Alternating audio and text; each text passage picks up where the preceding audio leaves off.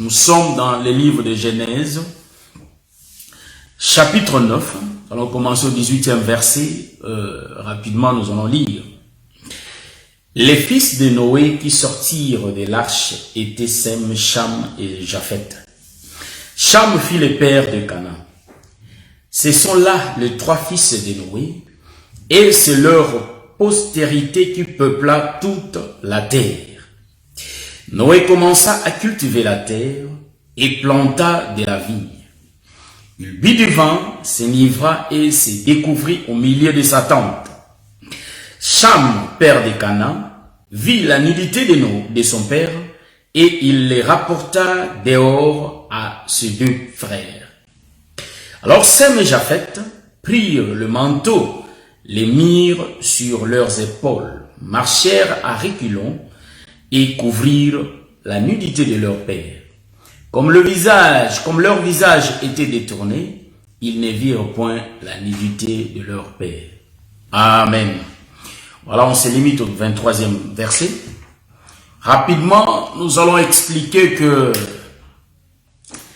oui, ma sœur Roanie Mbila, je vous avais invité. Donc, rapidement, nous allons expliquer la nudité de Noé. Mais aujourd'hui, on prend le sous-thème numéro 2 comme l'expiation de Noé.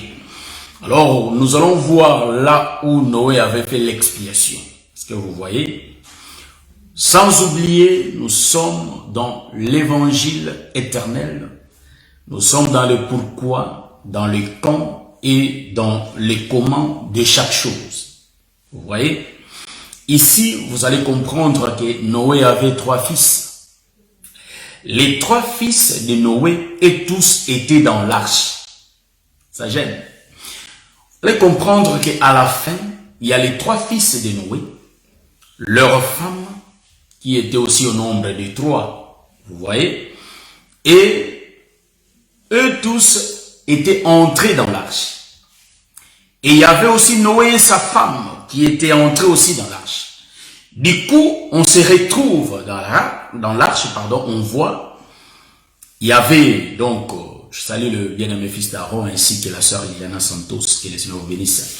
Donc du coup, dans l'arche, on voit que il y avait les trois fils de Noé et leur femme, Noé lui-même et aussi sa femme. Donc du coup, on retrouve dans l'arche 4 hommes et 4 femmes. Vous voyez? Ce qui fait 8. Nous aimons ça. Vous allez comprendre que les trois fils de Noé, ils expliquent le temps de prophète. Voilà pourquoi nous disons que le temps de prophète, il y avait le temps de la loi, le temps de prophète et le temps de psaume. Donc en d'autres termes, nous avons la loi, le psaume et les prophètes qui expliquent les trois fils de Noé. Comme je l'avais dit déjà dans l'autre enseignement, je crois numéro 3 comme ça, j'avais dit que les trois fils de Noé, en réalité, ils nous expliquent le temps du matin. Mais il faut qu'ils aient aussi des femmes. Donc, les femmes expliquent le peuple. Est-ce que vous voyez ça? Donc, chaque temps, ou soit chaque livre, il y avait le peuple qui l'entendait. Voilà pourquoi on lisait les rouleaux dans les temples pour que le peuple puisse écouter les rouleaux. Connaître ce qui est écrit dans les rouleaux, mais sauf que le peuple n'avait pas le droit de lire le rouleau. Seul le souverain sacrificateur, donc seul le sacrificateur qui avait droit de lire le rouleau au peuple. Voyez-vous? Mais remarquez une chose. Nous remarquons que dans l'arche, nous avons les trois fils, les trois femmes et Noé lui-même. Donc, l'arche de Noé nous explique le monde. Là où d'abord, trois fils vont venir parler. Nous comprenons que les trois fils expliquent le prophète du temps du matin et Noé aussi va venir. Donc, chaque prophète qui vient a une femme. Est-ce que vous voyez ça? Donc, nous comprenons que chaque prophète qui parle, il avait un peuple qui l'entendait. Donc, un homme ne peut pas être célibataire. Est-ce que vous voyez ça? Ça, c'est les choses de Dieu. Donc, dans les choses de Dieu, l'homme ne peut jamais être célibataire. Comme notre Dieu était célibataire, donc il en avait fait. Lui-même a dit que non, j'en ai assez d'être seul. J'en ai assez d'être célibataire. Vous voyez ça? Donc, un homme de Dieu ou soit un chrétien ne peut pas être célibataire. Est-ce que vous voyez ça? J'aime ça. Quand je dis un chrétien, donc un chrétien ministre ne peut pas être célibataire. Est-ce que vous voyez ça? Je suis en train de parler les choses spirituelles. Parce que Dieu lui-même avait commencé célibataire. Voilà pourquoi il a banni cette identité d'être célibataire. Dieu a cherché une femme à se marier avec. Voyez-vous? C'est pourquoi Dieu a cherché une femme. Quand il a vu cette femme, Dieu a dit non, je ne peux pas rester seulement avec une seule femme. Il faut que je rajoute une deuxième. Voilà pourquoi nous allons voir que Dieu va devenir polygame. Hein? Donc, mais la polygamie que nous sommes en train de parler, Dieu est en train d'expliquer des choses spirituelles. Car au temps de la grâce, l'homme n'est pas polygame. Donc l'homme a réuni toutes les deux femmes ensemble. Je vais expliquer Dieu célibataire. Dieu, dans sa première position, il a été Elohim. Voyez-vous? Donc le Dieu Elohim, cela explique que ce Dieu-là était seul. Donc nous comprenons que Dieu étant seul, il n'avait pas quelqu'un pour lui louer. Voyez-vous? Donc il était seul. C'est pourquoi j'ai dit que Dieu était célibataire. Voyez-vous? Singleton. Mais Dieu a changé son identité. Voilà pourquoi je vais exhorter quelqu'un. Mon frère, ma soeur, quand nous sommes en train de faire la marche, il faut que nous veillons sur notre marche. Changer des choses qui ne donnent pas gloire à Dieu. Si nous voyons que notre marche n'est pas bonne devant le Seigneur, faisons un effort comme lui-même qui est le modèle, notre Dieu. Il était seul, mais il a vu que être seul n'est pas bien. Il faut qu'il change sa façon. Voyez-vous? Donc Dieu a commencé à créer. En d'autres termes, Dieu était l'homme seul. Mais Dieu avait la position du Père. Mais Dieu va tourner pour changer la position, en fait qu'il y ait la position de la femme. Donc quand Dieu commença à créer, nous comprenons que c'est Dieu-là engendré. Donc devenait une femme pour donner la naissance. Donc Dieu commença à créer. Voyez-vous? Donc voilà pourquoi j'ai expliqué que tout le monde se retrouve dans l'arche de Noé. Voilà pourquoi aujourd'hui on donne une autre image de l'arche. Nous disons que l'arche est l'image du monde, là où il y avait le premier temps, tous les prophètes ont parlé dans ce monde. Et nous voyons aussi que Noé va venir lui-même parler aussi dans ce monde. Voilà pourquoi le véritable Noé vient le quatrième. Donc pendant qu'il y a du feu, pendant que ça caille, donc il y a du froid, il y a du feu, pendant que ça caille, il y a toujours trois personnes qui parlent, le temps de la loi. Voyez-vous? Mais quand le temps de la grâce vient, il y a les quatrièmes prophètes qui descendent. Voyez? Donc ici, nous allons expliquer l'expiation de Noé. Comme je l'avais dit la fois dernière, nous rentrons maintenant, ça c'était l'avant-goût, hein? Maintenant nous allons rentrer dans l'enseignement. Et vous allez remarquer que Noé va entrer dans la chambre, dans sa tente. Et Noé dans sa tente, en réalité, il y a Cham qui va voir sa nudité. J'attaque directement l'expiation. Et vous allez remarquer ici que Noé qui est dans sa tente mais nu. L'Écriture me dit dans le livre de Lévitique chapitre 16 le verset 17 que je vais prendre pour commencer à expliquer l'expiation. Donc je prends Lévitique chapitre 16. Je lis l'expiation. Mais ici, celui qui fait l'expiation, vous allez remarquer que c'est Aaron. Vous voyez? Donc le mouvement de Noé explique Aaron. Nous prenons Lévitique chapitre 16, le verset 17. La Bible dit, il n'y aura personne dans la tente d'assignation lorsqu'il entrera pour faire l'expiation dans le sanctuaire, jusqu'à ce qu'il en sorte. Il fera l'expiation pour lui et pour sa maison et pour toute l'assemblée d'Israël. Je reprends l'écriture. Il n'y aura personne dans la tente d'assignation lorsqu'il entrera pour faire l'expiation dans le sanctuaire, jusqu'à ce qu'il en sorte.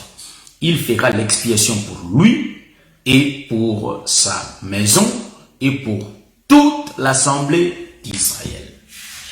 Amen. Ici, on est en train de dire, celui qui va entrer dans la tente d'assignation, il sera seul. Il sera avec personne. Donc la tente d'assignation, Aaron qui va entrer là-bas pour aller faire l'expiation.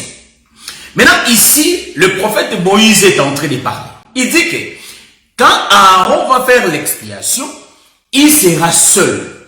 Voilà pourquoi vous allez remarquer le mouvement que Noé faisait. Cela expliquait bien la venue du Seigneur. Donc c'est Dieu qui était en train de faire le mouvement. Parce que les Écritures rendent témoignage de Jésus.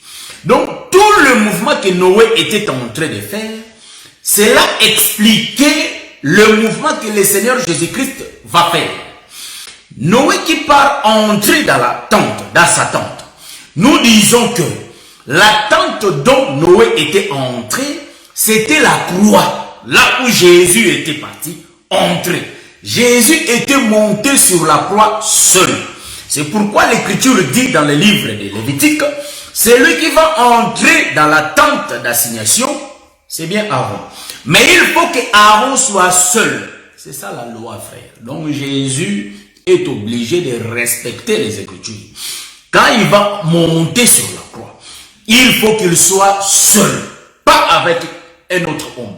Il faut qu'il soit seul.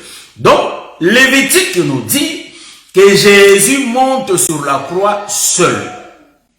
C'est le même avec Noé. Noé entre seul. Mais remarquez une chose. Noé qui entre seul, il va partir faire l'expiation. L'Écriture dit, l'expiation que Noé va faire, il va le faire d'abord pour lui-même. Deuxièmement, pour sa maison. Troisièmement, pour le peuple Israël. Vous voyez, il y a deux mouvements, non, trois mouvements. D'abord, il fait l'expiation pour lui-même. Deuxièmement, il fait l'expiation pour sa maison.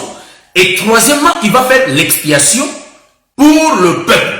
Donc, voyez-vous, donc, en réalité, Jésus qui vient dans ce monde, il quitte l'éternité, il vient dans ce monde. Quand il va venir, cet homme de Galilée, en réalité, cet homme de Jésus va entrer dans la tente d'assignation. Pourquoi? Pour aller faire l'expiation. Il va faire ça d'abord pour lui-même. Pourquoi Jésus va faire l'expiation pour lui-même? Pourquoi Noé va le faire pour lui-même? C'est ainsi que Noé reste nu sur la croix. Est-ce que vous voyez ça? Ça, c'est le mouvement de Jésus. On a tout expliqué pourquoi il était nu et tout. Maintenant, nous continuons sur l'expiation. Jésus n'a pas péché. Mais pourquoi il va faire l'expiation? Et l'Écriture dit, cet homme qui va faire l'expiation, il faut que l'expiation soit d'abord pour lui-même. C'est là où moi je me demande, mais l'homme qui n'avait pas le péché, pourquoi il va se sanctifier? Donc il va se sanctifier d'abord pour lui-même, et il va sanctifier sa maison, disons sa maison, et après avoir sanctifié sa maison, il faut qu'il puisse sanctifier le peuple. Remarquez, cet homme de Noé, dans la tente, il y avait son fils qui était là. Donc le fils qui était dans la tente, nous disons que c'est Cham. Donc quand Noé va se sanctifier d'abord lui-même, quand il va finir de se sanctifier lui-même, il va sanctifier son fils Cham.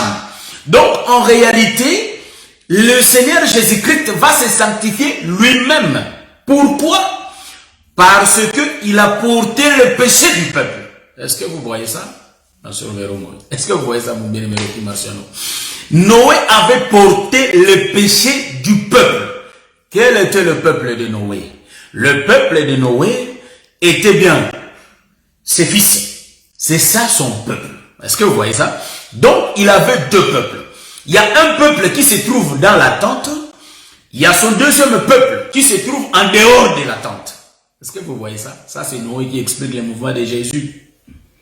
Ouais, donc ça, on va toucher les Écritures. Doucement, doucement, je vais expliquer ça tout doucement.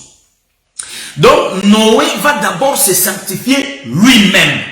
Vous voyez ça? Donc, il fait son expiation d'abord pour lui. Pourquoi? Parce que Ésaïe 53 dit que Jésus a porté tous nos péchés.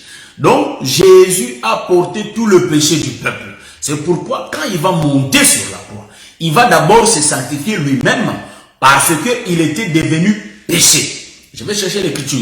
Il y a le Seigneur qui dit, venez à moi, vous tous qui êtes chargés et fatigués, et je vous donnerai du repos. Donc, nous avons des charges, mais il y a le Seigneur Jésus-Christ qui nous appelle de venir vers lui, et nous allons lui donner nos charges, nos fardeaux. Donc, ceux qui se disent en lingala, mikumba na biso toko pesa, et donc, on va lui donner nos charges. Voyez-vous? Voilà pourquoi, mon bien-aimé, je commence à t'exhorter maintenant, toi qui as des charges. Pourquoi tu transportes tes charges toi-même? Parce qu'il y a celui qui nous dit, venez à moi, vous tous qui êtes chargés, fatigués, et je vous donnerai du repos. Je salue mon oncle depuis Paris, mon oncle Marcel Luntari là. Le Seigneur vous bénisse tantôt seul. Donc, en réalité, je suis en train de parler de l'expiation de Noé. Voyez-vous? Il y a le Seigneur qui dit, venez à moi vous tous qui êtes chargés. Donc, Jésus, quand il nous regardait, il sait bien que nous avons des charges. Et c'est pourquoi lui, il a quitté l'éternité et il était entré dans le temps pour venir nous décharger. Parce que l'homme qui nous avait chargé, c'était bien le diable.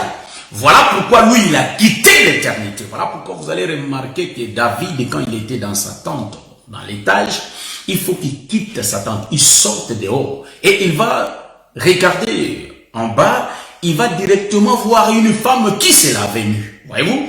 La femme d'Uri, Bathsheba. Voyez donc, David quitte sa maison pour venir sauver une femme.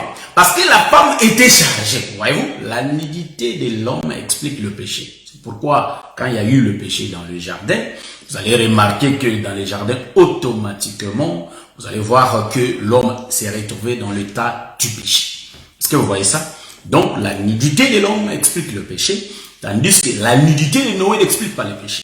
La nudité de Jésus sur la croix n'explique pas le péché. Ça explique d'autres choses. Vous voyez? C'est pourquoi nous demandons toujours l'esprit de discernement quand nous faisons la lecture. Le Saint-Esprit est là pour nous orienter là où il y a l'exactitude des choses. Donc l'exactitude des choses, le Seigneur l'a bien planifié car son esprit ne peut jamais se contredire. Voilà, nous allons continuer. Vous voyez ça? Donc ici, vous allez remarquer que les diables nous avaient chargés depuis le jardin. C'est pourquoi Dieu était venu, il était descendu lui-même pour décharger l'homme. Le Seigneur Jésus-Christ l'a dit dans la Nouvelle Alliance, venez à moi. Donc il nous appelle. Quand il dit venez à moi, en réalité c'est un filet qu'il nous jette pour que nous saisissions ce filet et que nous venions vers lui. Est-ce que vous voyez ça? Car nous avons des charges. C'est pourquoi je t'exhorte, mon bien-aimé, ma bien-aimée. Si nous avons des problèmes, il y a le Seigneur qui est là. La Bible dit que cet homme de Galilée est plus grand que nos problèmes. Donc c'est lui qui résout nos problèmes. C'est lui qui est capable de nous donner la solution là où il n'y a pas de solution. Vous voyez? Donc nous allons continuer. Cet homme de Noé a porté tellement le péché du peuple. Lui-même était devenu péché. Mais cet homme n'était pas pécheur. Mais en réalité, il était devenu péché. C'est pourquoi il va faire l'expiation d'abord. Il va se sanctifier d'abord lui-même. Quand il va finir de se sanctifier lui-même, après il va sanctifier son fils qui était dans la tente. Voyez-vous? C'était qui? C'était Cham. Donc Cham nous explique Israël qui était proche de Jésus. Est-ce que vous voyez ça? Pourquoi Jésus disait que je me suis envoyé qu'aux brebis perdues de la maison d'Israël. Donc, quand il va finir de se sanctifier, voyez-vous, là, vous allez me chercher, mais là où Jésus s'est sanctifié, c'est sur la croix, frère. Jésus dit que pardonne-leur, car ils ne savent pas ce qu'ils font. Voyez-vous? Donc, nous disons que cet homme de Galilée s'est sanctifié lui-même sur la croix. C'est Noé qui se sanctifie lui-même. C'est Aaron qui entre dans la tente d'assignation. Voyez-vous? Donc Noé a déjà fait le mouvement avant même que Aaron vienne. Voyez? C'est pourquoi quand Moïse dit, dans le livre des Deutéronome, chapitre 18, le verset 15 et le verset 18, il dit, Dieu vous suscitera au milieu, donc d'entre vos frères, un prophète comme moi, Moïse, mais vous l'écouterez. Voyez-vous? Donc, il y en a d'autres qui ont interprété que non, c'était Josué qui était venu. Nous disons Amen. Josué a fait le même mouvement avant que lui-même vienne, le quatrième. Donc, avant que Jésus vienne. Donc, Dieu parle tantôt d'une manière, tantôt d'une autre. Mais il y a nous qui ne font pas garde quand le Seigneur parle. Voyez-vous? Nous sommes en train d'expliquer le mouvement ici. Vous allez comprendre que cet homme de Jésus, qui est l'ombre, donc Jésus-Christ, Noé, l'ombre de Jésus, voyez-vous? Donc, Noé, qui est l'ombre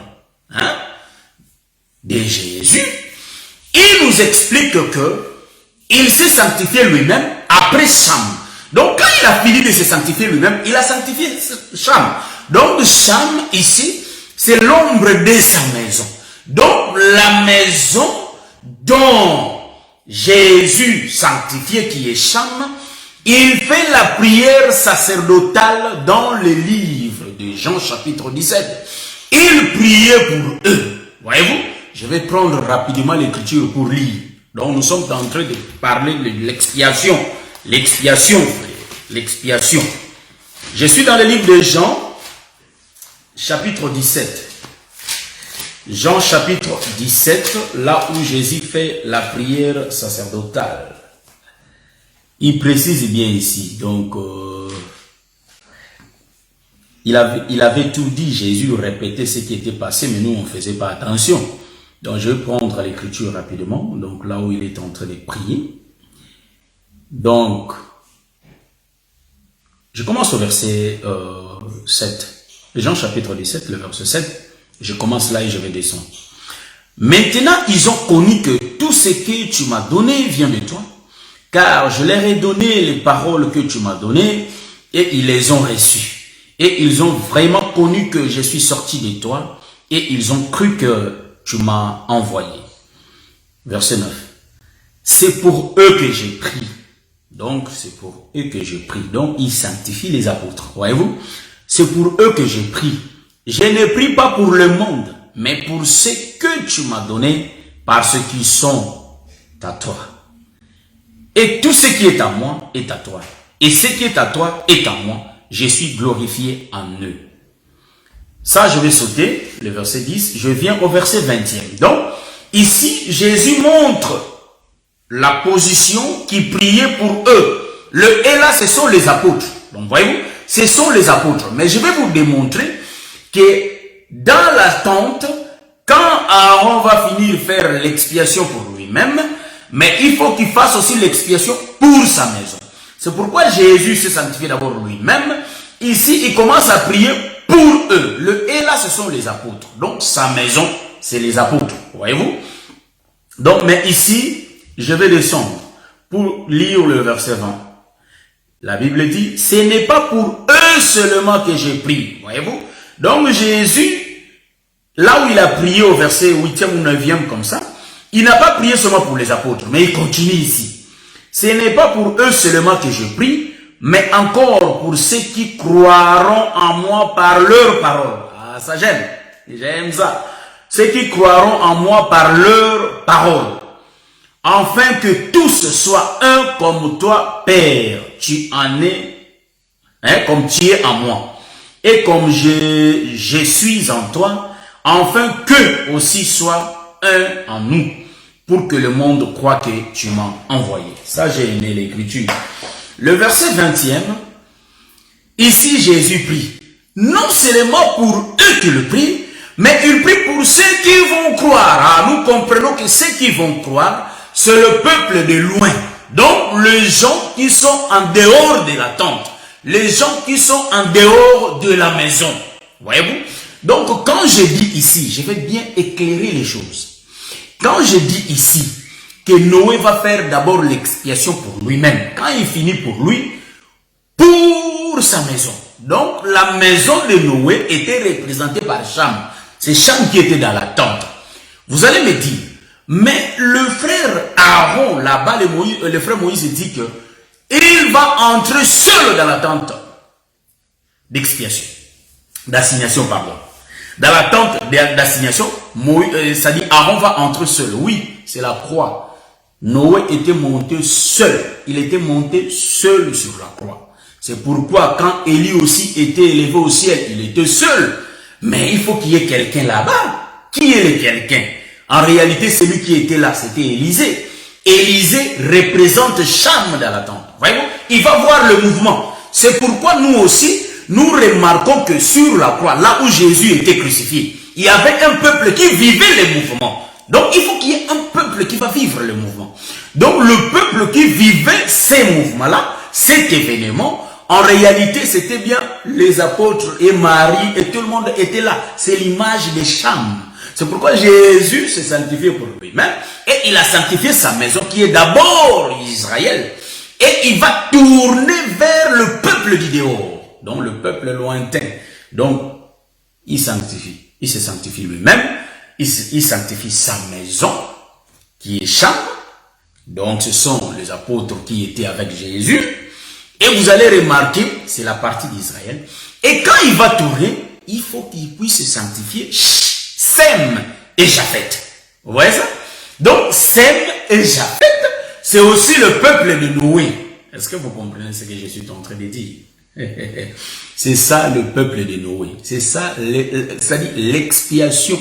Donc, il a fait les mouvements que Jésus va venir faire. Noé l'a déjà fait. Vous voyez?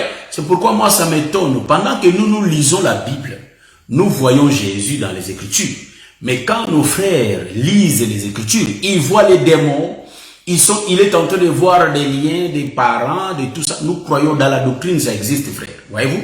Mais, ouais, ils voient des Ndoki partout, mais nous voyons Jésus dans la Bible. Ça nous étonne un peu. Mais, que Dieu soit loué, car il a réparti ces choses comme ça. C'est pourquoi pendant que Jésus disait, les Écritures rendent témoignage de moi, vous allez remarquer que les pharisiens ne croyaient pas. Et ils lisaient d'autres choses, mais ils ne savaient pas que celui qu'ils attendaient depuis la nuit des temps, il était au milieu d'eux. Voyez-vous, c'est pourquoi ayons le discernement. Même les hommes de Dieu qui parlent de Dieu. Voyez-vous, donc il faut qu'on ait le discernement pour savoir le vrai. Donc le vrai, c'est ceux qui sont mandatés par Dieu lui-même. Pourquoi il faut faire très attention? Il ne faut pas entendre, non, Anna, là-bas en Israël, il y a quelqu'un, vous partez, il prie pour vous. Là-bas en Égypte, vous courez. Non, il faut avoir l'esprit de Christ. Vous voyez? Donc, nous sommes en train de continuer l'expiation. C'est ainsi que, mon frère, toutes les difficultés que nous rencontrons, bien aimés, il y a notre Seigneur qui était mort pour nous. Et si nous avons ces dieux, quelles que soient les difficultés, il faut que nous puissions regarder aussi ce qui était avant nous, tels que les enfants d'Israël. Ils ont rencontré aussi des difficultés. Ils étaient le peuple de Dieu. Mais en Égypte, ils souffraient. Mais les Égyptiens étaient vraiment tranquilles dans leur pays.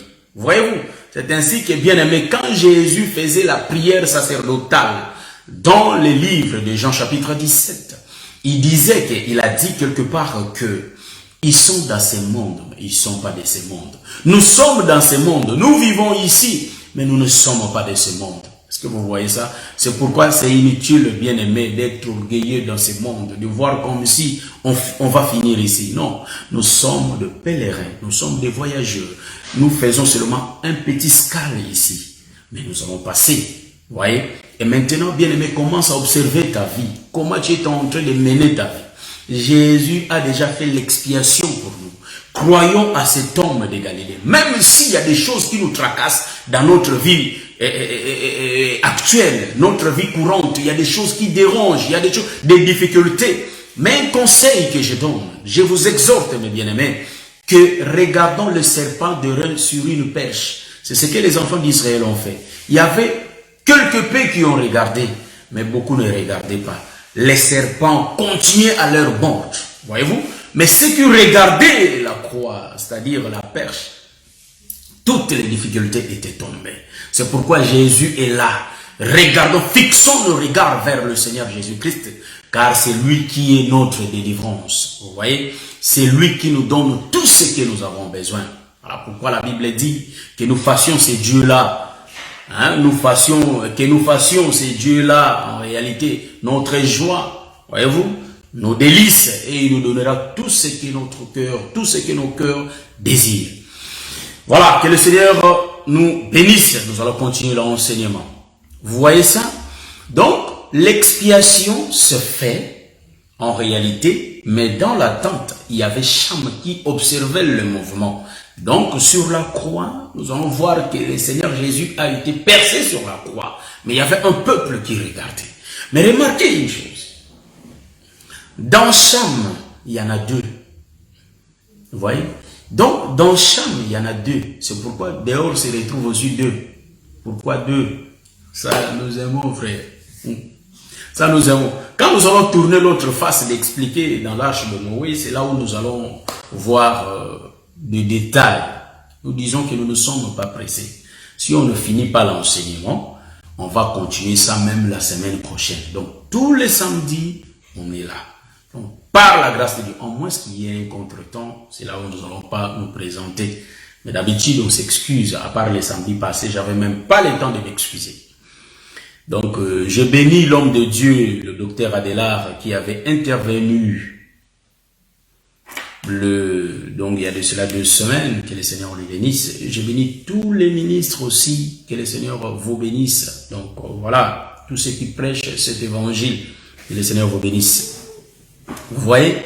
Donc Jésus est venu, Noé a fait le mouvement. Mais vous allez remarquer les choses. Cet homme de Noé, bon, je vais lier un peu l'enseignement avec ce que le docteur avait parlé la fois dernière. J'ai suivi le docteur aujourd'hui, quand j'avais pas le temps. Ouais, j'ai aimé. Donc, je salue mon bien-aimé, le docteur Adélard Aigle-Lourd. Donc, nous allons continuer. En réalité, il avait expliqué que Noé avait construit l'arche. Il nous a détaillé les mouvements que j'ai aimés là-bas. Bon, vous voyez que Dieu parle tantôt d'une manière et tantôt d'une autre. Je vais toucher un peu quelques écritures. Vous voyez aussi que Salomon aussi avait construit l'arche. Ah, ça j'aime. C'est pourquoi j'ai dit que je vais expliquer ça dans 2 sens. L'expiation, on a touché la petite partie là, mais on va continuer même les samedis prochains. On n'est pas pressé. Mais j'ai aimé de parler ça. Je regarde aussi l'heure, parce que je ne vais pas dépasser l'heure. Ouais, j'ai déjà parlé 43 minutes. Donc, plus la musique, donc 30 quelques minutes. Voilà, on est là. Vous allez remarquer, Dieu, lui-même étant le grand Elohim, en réalité le créateur de toutes choses, vous voyez, cet homme de Galilée, il va dire à David, toi, il ne faut pas que tu me construises le temple, mais il y a ton fils qui va venir après toi. C'est lui qui va me construire le temple. Est-ce que vous voyez ça? Parce que Noé avait aussi créé l'arche. Hein, pas construit, j'ai utilisé l'expression de créer. Donc, Noé avait créé l'arche, il avait construit l'arche. Et nous remarquons, l'arche c'est une maison. Là où ça va cacher le peuple. Et maintenant, ici, vous allez remarquer qu'il faut que Salomon aussi puisse construire le temple pour que le temple cache Dieu à l'intérieur. Vous voyez, ça j'ai aimé. Et le peuple va aussi entrer dedans. Ça j'ai aimé. Maintenant, ici, vous allez remarquer, pour que Salomon puisse construire le temple, mais il y a la préparation des matériels qui sera, c'est-à-dire des matériaux qui sera préparés, c'est David qui va le faire. Mais en réalité, c'est lui qui avait l'intention de construire le temple, c'était bien David. Mais ici, vous allez remarquer que Dieu va interdire à David de ne pas construire le temple pour lui. Il y a une raison. Dieu dit pourquoi? Parce que David était un guerrier. Il a fait couler beaucoup de sang devant l'Éternel. Ah ouais. Donc David là explique l'ombre de la loi, le temps de la loi, là où le Père lui-même a fait couler beaucoup de sang. Est-ce que vous voyez ça? Donc David est l'ombre du Père, l'ombre de Dieu lui-même, voyez-vous, qui avait tué beaucoup de gens, qui avait fait couler le sang. Car la Bible dit que la loi ne peut pas donner la vie. Et la loi faisait que tuer. Voilà pourquoi il faut que la grâce vienne. Donc nous voyons ici deux mouvements. La loi va préparer les choses pour la grâce. Est-ce que vous voyez ça? C'est pourquoi nous disons que dans cet évangile, celui qui fait la préparation, c'est Moïse, qui prépare pour Jésus. Voyez-vous? Il va préparer tous les matériaux. Voyez-vous? Donc il va les préparer, car il y aura quelqu'un qui va venir. Quand la personne là va venir, c'est lui qui va commencer la construction. Est-ce que vous voyez ça? Ça, nous sommes dans le livre de 1 Chronique chapitre 22. Vous voyez? 1 Chronique chapitre 22. Je crois que rapidement nous allons lire l'écriture d'un Chronique. Je crois. Aujourd'hui, je suis vraiment susceptible à lire les Écritures. Nous sommes dans le livre de 1 Chronique chapitre 22. Ça nous aimons. Nous allons commencer au verset 1 jusqu'à 6. Et après, voilà, nous lisons au nom de Jésus. Et David dit, ici sera la maison de l'Éternel Dieu. Et ici sera l'autel des holocaustes pour Israël. Chapitre 2. David fit rassembler les étrangers qui étaient dans le pays d'Israël. Et il chargea des tailleurs de pierres, de préparer des pierres de taille pour la construction de la maison de Dieu. Il prépara aussi du fer en abondance pour le clou des bâtons, des portes et pour les crampons, de l'airain en quantité telle qu'il n'était pas possible de le peser, et de bois de cèdre sans nombre. Car les Sidoniens et les Tyriens avaient amené à David de bois de cèdre en abondance. David disait, mon fils Salomon est jeune, d'un âge faible, et la maison qui sera bâtie à l'Éternel s'élèvera à un haut degré de renommée et de gloire dans tout le pays. C'est pourquoi je veux faire pour lui des préparatifs. Et David fit beaucoup de préparatifs avant sa mort. Vous voyez? Donc, nous sommes limités au verset 5e. David avait fait des préparatifs pour la maison de Dieu, de l'Éternel. Donc, lui, l'Éternel lui avait interdit de construire, mais il va seulement préparer. Ah! Qui est David? David, c'est Jean-Baptiste qui ne peut pas construire. Voyez-vous que la révélation vient dans la facilité. Parce que c'est Dieu qui parle. Vous voyez? Donc, en réalité, David qui fait le mouvement de préparer tout le matériel pour la construction du temple, il est l'image de Jean-Baptiste qui va préparer le peuple. Voyez-vous? Donc, je suis en train de prendre les matériaux pour dire que le matériel que David préparait, c'est pour la construction. Donc, ça va être dans le temple. C'est ce qui va soutenir, c'est ce qui va donner la forme du temple. Vous voyez? En réalité, les matériaux là, c'est tout un peuple. Jean-Baptiste, le prophète, vient nous expliquer que David, qui fait la préparation, il est l'ombre de Jean-Baptiste qui prépare le chemin pour le Seigneur. Est-ce que vous voyez ça? Vous voyez ça? Je crois que nous sommes en train de bien voir. Je reprends.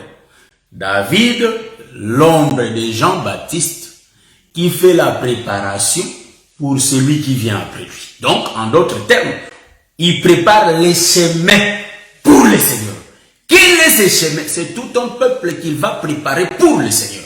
Donc, un peuple qui va recevoir le Seigneur. Il sera préparé par qui? Par Jean-Baptiste. Donc, Jean-Baptiste, il est le prophète du matin. C'est pourquoi tous les prophètes qui ont parlé le matin, ils ont parlé en regardant Moïse. Ça, nous les connaissons dans l'évangile. Voilà pourquoi nous disons ceci, que mes bien-aimés sœurs et frères, nous sommes en train de manger l'agneau. Vous voyez? Donc, Jean-Baptiste disait que il était la voix qui criait dans les déserts. Vous voyez? La voix qui crie dans les déserts. Répentez-vous, préparez les chemins. Il faut que le peuple se prépare. C'est pourquoi vous allez remarquer que ça, je vais toucher une partie de notre bien-aimé, le docteur Adela. Vous allez comprendre que les gens qui n'avaient pas reçu l'évangile de Jean-Baptiste, ni l'évangile de Jésus, ils étaient la terre sec. Est-ce que vous voyez? C'était une terre sec qui n'avait pas de l'eau. C'est pourquoi pour préparer les chemins, il faut que Jean-Baptiste les amène dans l'eau. Hein? Donc pour qu'ils aient la forme, il faut que la terre soit mélangée avec de l'eau. Pour que le travail commence à bien être. Pour que le peuple... Donc, ça j'aime. Vous voyez? Donc le peuple qui venait, Jean-Baptiste leur demande, qui vous a appris à fuir la colère de Dieu? Parce que le peuple qui venait, il faut que ce peuple-là soit travaillé. Mais si la terre n'a pas de l'eau, on ne saura pas. Même le potier ne peut jamais donner la forme parce qu'il n'y a pas... L'argile n'est pas mouillée. Il faut que l'argile soit mouillée. Mais l'argile sera mouillée comment? Il faut que ça soit plongé dans l'eau. Voyez-vous? Donc la terre, c'est pourquoi il recevait les baptêmes. Voyez-vous? Donc les baptêmes, quand on reçoit les baptêmes, on a la facilité qu'on nous donne la forme. Vous voyez? Donc, celui qui prépare le chemin, c'est Jean-Baptiste. Voilà pourquoi vous allez remarquer que c'est David qui prépare le matériau. Donc, le matériau, ce sont les hommes. Ce sont le peuple. Est-ce que vous comprenez ça? Bon, je vais rentrer dans la création. Je vais toucher la création, frère. Hein, donc, vous allez m'excuser, je vais mettre ma main un peu, faire monter les commentaires parce que ça, moi, je ne vois pas. Pendant que nous écrivons, nous ne voyons pas. Donc voilà, c'est un peu ça. Donc je salue ma bien-aimée idée là pour voir depuis maintenant. Donc ici, vous allez remarquer, nous rentrons dans la création. Qu'est-ce qu'on va voir dans la création? Dieu. Ça j'aime, c'est pourquoi Dieu a parlé depuis le commencement, il a parlé déjà, Dieu a parlé. Dieu qui parlait, j'ai l'écriture, Dieu qui parlait au commencement. Pour la création. Donc, voilà, ça c'est bien ça. On voit les jardins, on voit que les élèves bénissent. Nous aimons l'évangile de la grâce, l'évangile éternel, l'évangile de Christ. Nous aimons ça parce que ça nous détaille les choses. Ça nous ouvre les yeux pour qu'on entre dans la profondeur. C'est pourquoi les élus de Dieu, partout dans le monde, là où nous sommes, nous étons les élus. C'est que Dieu a choisi. Vous voyez, c'est une grâce d'être un élu. Si tu n'es pas élu, il faut plairer. Parce que ces choses, on ne va pas voir Dieu. Ce sont seulement les élus qui vont voir Dieu. Si tu n'es pas le peuple saint, tu n'es pas un saint, tu ne vas pas voir. C'est pourquoi il était venu pour le saint. Vous voyez? Donc, étant le saint, le Seigneur nous ouvre les yeux pour voir. Donc, nous allons continuer. Dans la création, Dieu créa le ciel et la terre. Dieu commence à créer. Dieu commence à créer. Mais oh, Dieu qui crée là, il parle, et les choses se réalisent. Mais Dieu a parlé pendant 5 jours. Est-ce que vous me comprenez ce que je suis en train de dire? Donc Dieu qui parla pendant ces 5 jours, en réalité, sa voix sortait pour parler. Sa voix sortait pour parler. Ça parlait. Ok? Qu'est-ce que nous allons remarquer? Il réalisait, il créait les cieux et la terre, il met des luminaires, il crée, tout, il sépare. Dieu continue à créer, il créa les eaux, il fait sortir la terre des eaux, et puis la terre était informée vide, il parle pas. Par le 3e jour, il vient, il crée les arbres. Dieu crée les arbres. Dieu crée, jusqu'au 5e jour. Pourquoi? Parce que c'était bien tout ce que Dieu créait. C'était bien pendant tous les 5 jours. C'était bien le matériel que Dieu était en train de préparer. Est-ce que vous voyez ce que je vois? Bon, là, je vais essayer un peu de toucher ça dans le jardin. Mais je vais continuer d'abord. Touchons un peu cette portion. Si c'est difficile, on va se dire que c'est difficile, on va changer la façon de parler pour que ce soit facile. Le premier jour, Dieu crée. 2e jour, il crée. 3e jour, il crée. 4e jour, il crée. 5e jour, il crée. Mais tout ce que Dieu créait, ce n'était pas l'homme que Dieu a formé. Durant tous les 5 jours-là. Bon.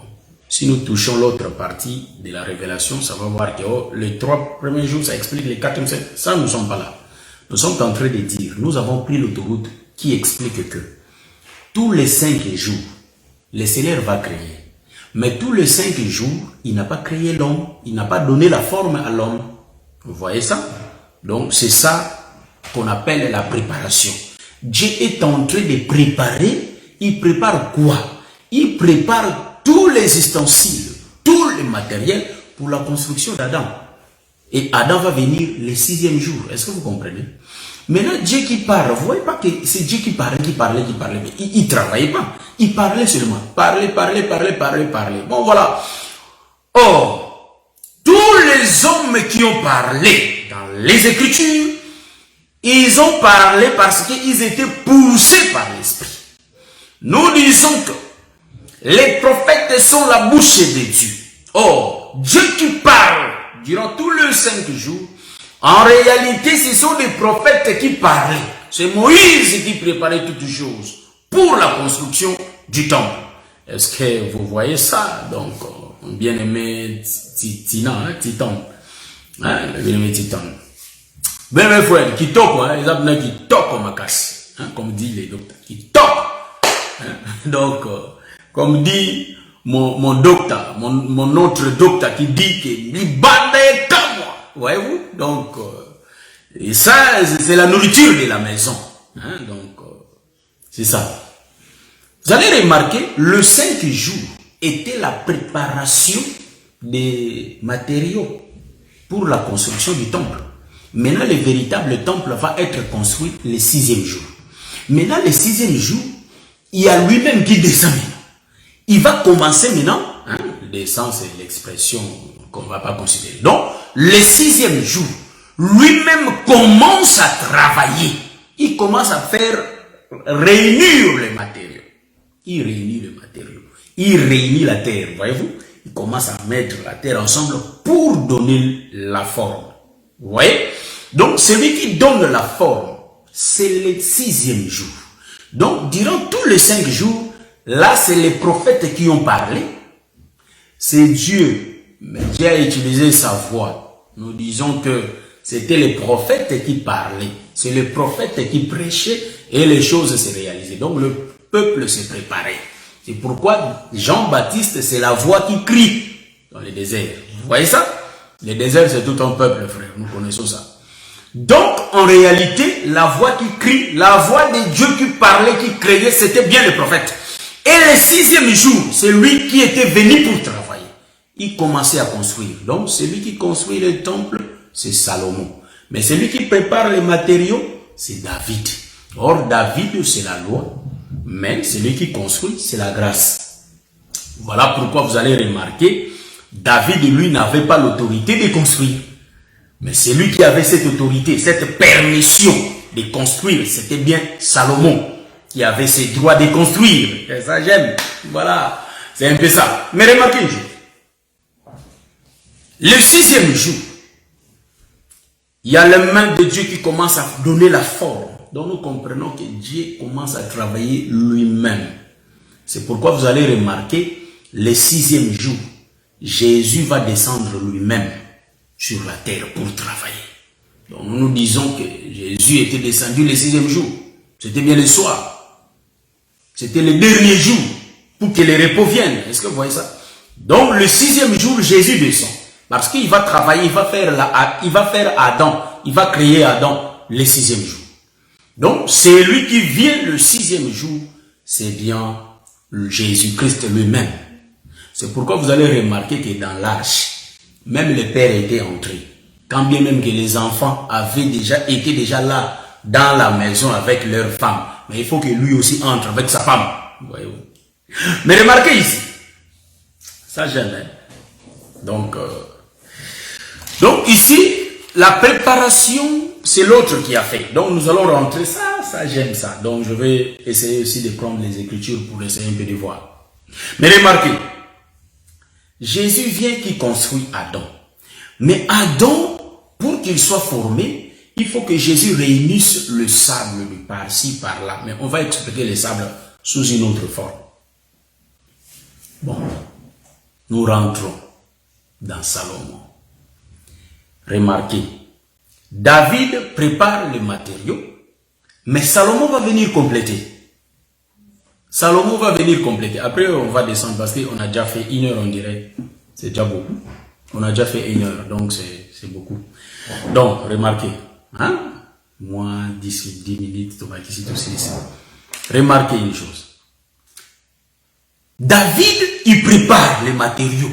J'ai bien dit que le matériau là, c'est un peuple que David avait préparé. C'est pourquoi les prophètes étaient venus en Israël. Ils ont préparé Israël. Donc Israël était prêt. Ils attendaient celui qui devrait venir. Car la préparation a été déjà faite. Donc le matériau était là prêt. Et ça attendait seulement les constructeurs, Salomon qui devrait venir. Est-ce que vous voyez ça? Comment je le vois? Maintenant, remarquez ici. David il prépare. Mais quand lui-même va venir, Salomon, quand il va venir? C'est pourquoi quand Satan parle avec Dieu, on va l'expliquer ici, frère. Satan, Dieu était là, Satan, Dieu lui demande, d'où viens-tu? Ah, bitambula tambula. Ah, je suis en train de parcourir la terre. Satan se promène. Mais il parle avec Dieu, il n'y avait pas la méchanceté. Est-ce que vous voyez ça? Ah, on va expliquer ça ici là. Je vais toucher Salomon et l'autre roi pour expliquer ces choses. Vous voyez? Hein? Je vais chercher les noms du roi là. Bon, je vais voir les écritures pour chercher les noms de ce roi là. Je vais trouver. Salomon vient, mais les matériaux sont déjà préparés. Ils sont là, les matériaux. Préparés par qui? Par David. Mais David ne peut pas vivre quand Salomon va construire la maison. Vous savez pourquoi? La mort de David explique la fin de la loi. Mais il faut que la grâce vienne. Voyez-vous?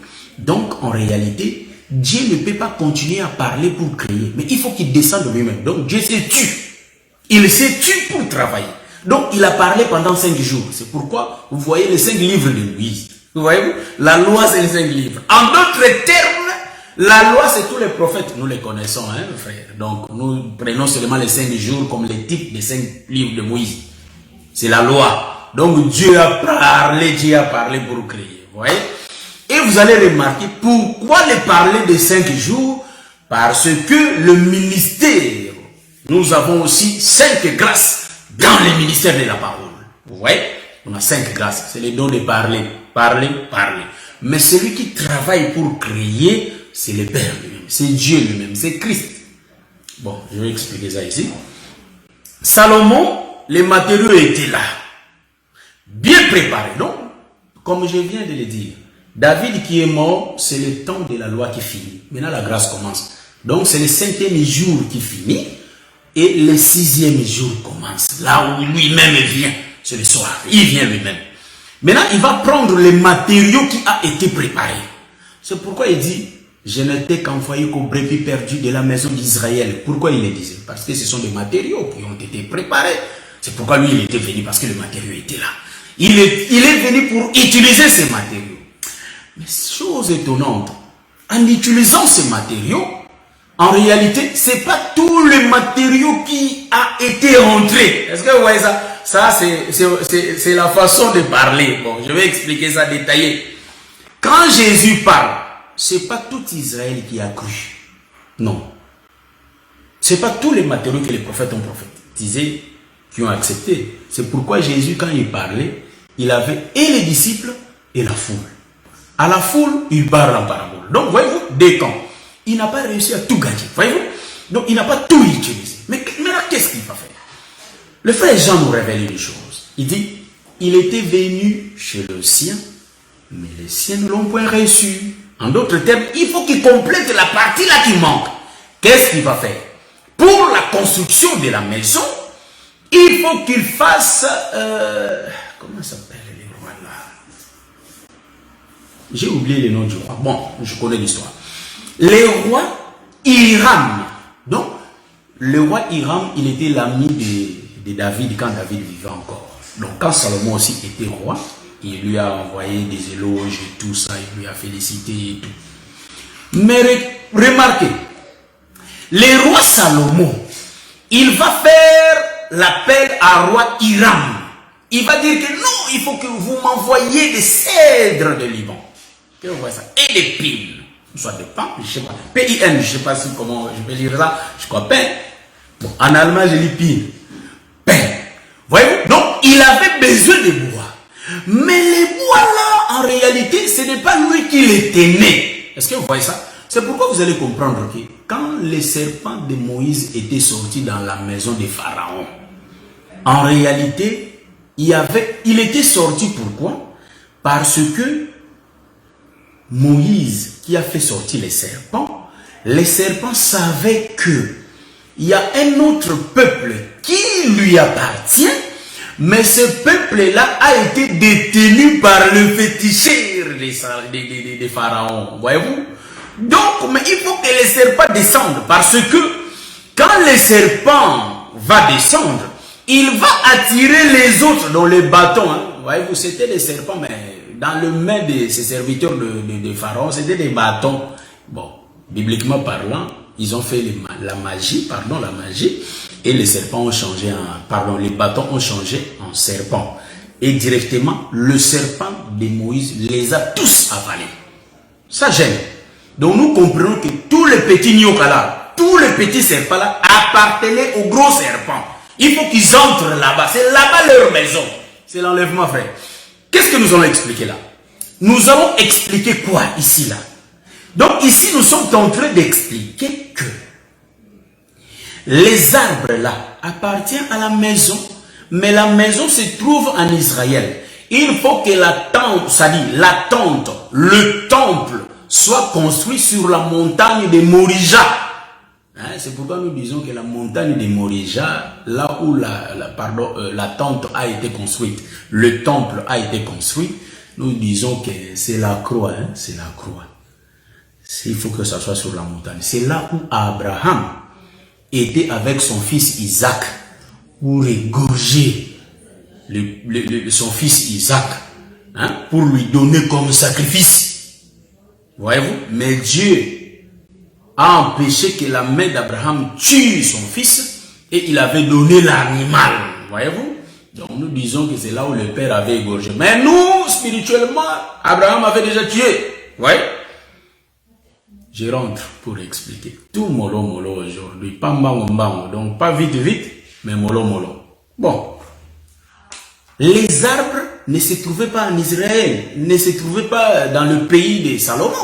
Mais les arbres étaient loin. Nous connaissons dans l'évangile. Mais Salomon, il va parler à qui? Au roi Hiram. Il va dire au roi Hiram, ah, c'est vous qui êtes en réalité capable de nous donner ces arbres-là. Car vous voulez travailler bien. Envoyez-nous ça. Donc en réalité, David a déjà préparé les matériaux. Mais quand Salomon vient, il va utiliser les matériaux qui n'ont jamais été préparés par David. C'est là où je suis en train de rejoindre Jean 17, le verset 20. Là où le Seigneur dit, je ne prie pas seulement pour eux.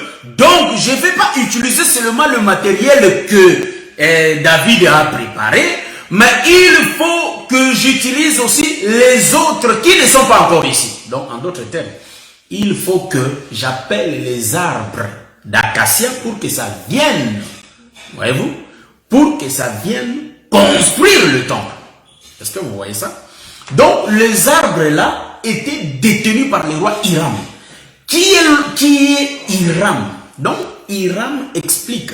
Ouais, donc, bon, ici c'est la révélation. Hiram est en train d'expliquer les diables qui détiennent le peuple de Dieu.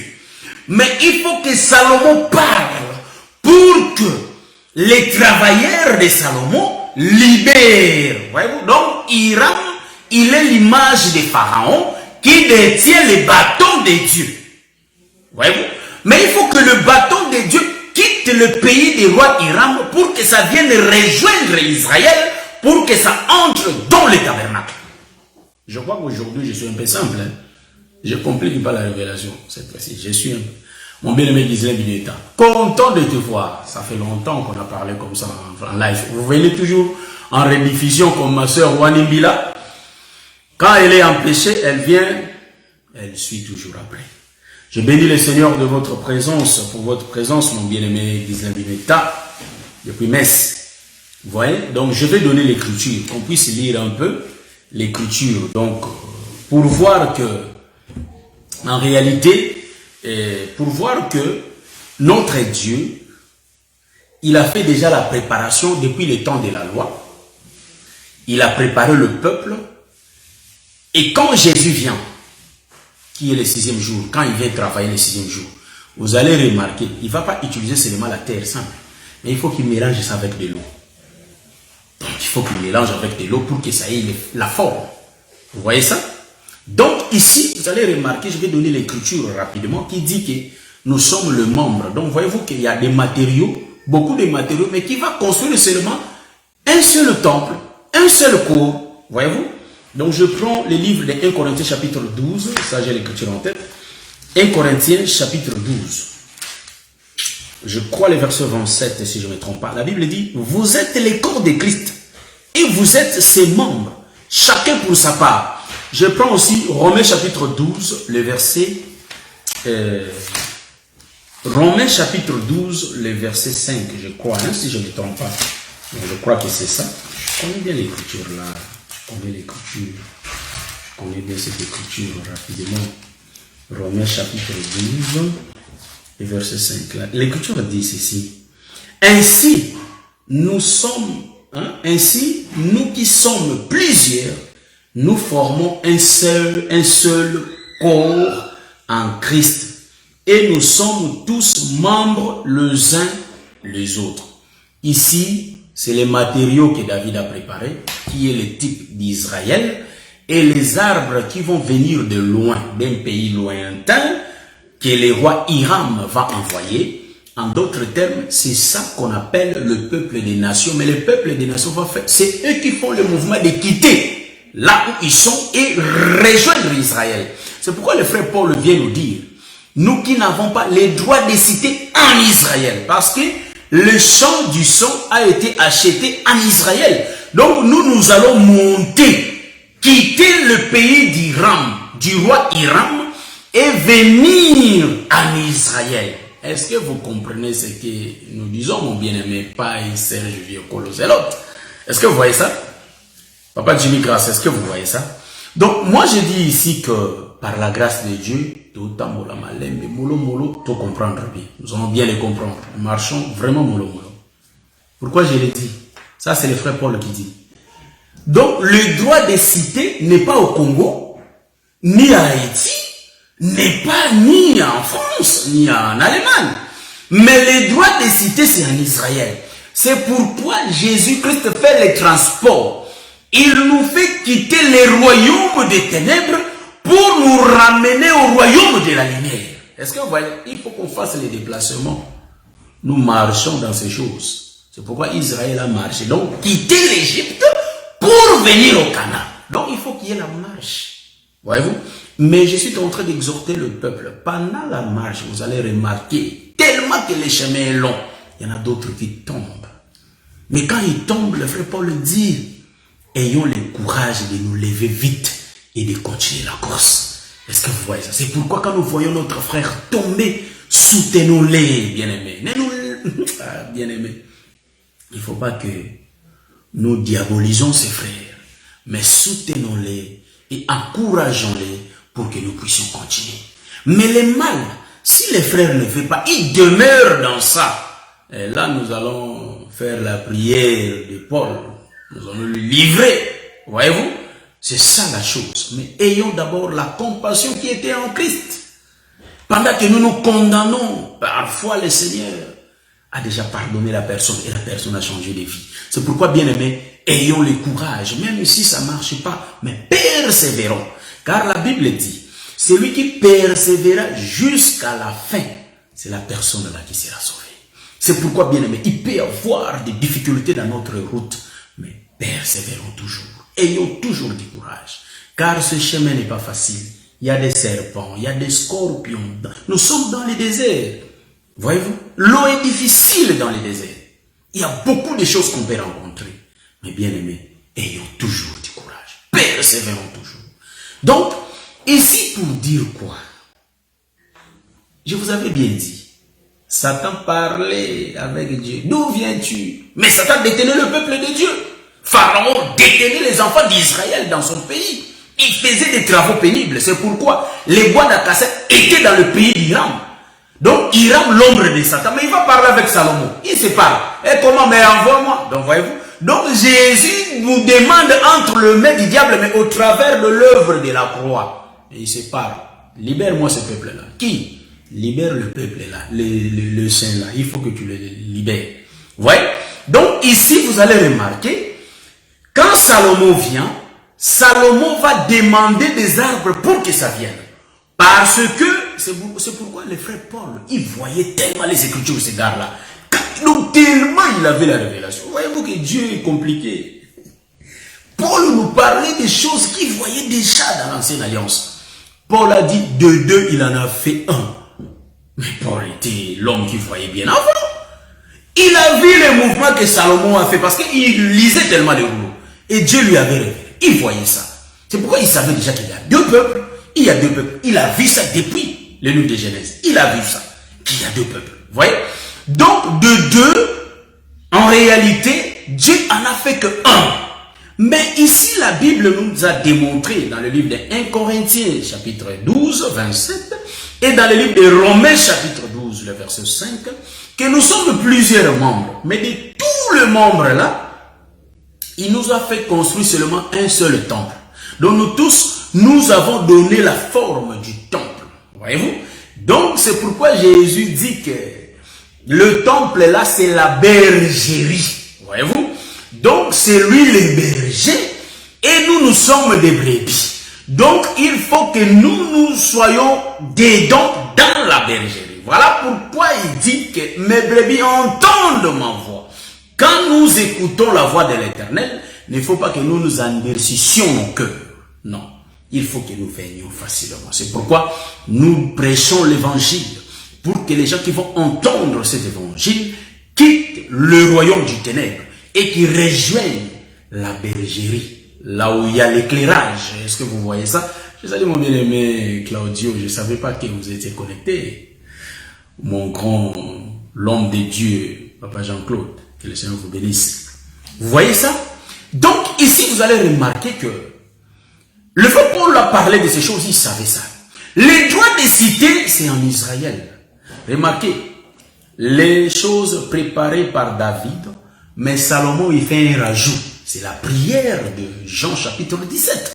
Jésus dit, je ne prie seulement pas pour eux, mais pour tous ceux qui vont entendre cette parole dans leur bouche. Est-ce que vous voyez ça? Donc il y a un autre peuple, un peuple de réserve. Ce sont les arbres dans le pays d'Iram, qui va quitter le pays d'Iram et qui va venir, qui va rejoindre Israël. Vous voyez ça? Donc, dans la maison des pharaons, en réalité, dans la maison des pharaons, qu'est-ce que vous allez remarquer?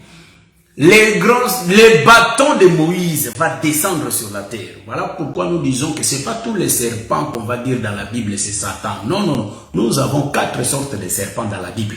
Hein? On va tout expliquer. Voyez-vous? On en a 4 sortes. Et ici, quand nous parlons du serpent de Moïse, frère, nous comprenons que les serpents de Moïse, c'est Jésus lui-même.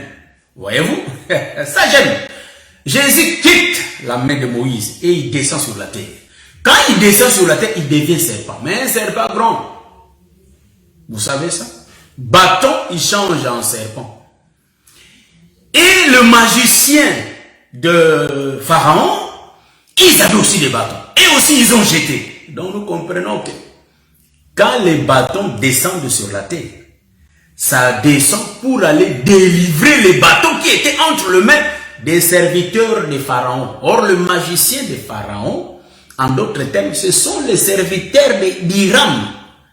Parce que c'est eux qui travaillent pour aller couper les arbres. Pour qu'ils envoient ça à Israël. Est-ce que vous voyez ça? Ça gêne.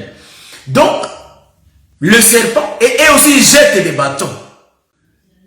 Comme les bâtons ont suivi seulement la forme du grand serpent. C'est pourquoi les frères Paul dit, nous qui avons des formes de bâtons, le frère Paul nous dit que soyez mes imitateurs comme moi je le suis de Christ. Donc, en d'autres termes, nous imitons Christ. Pourquoi je le dis?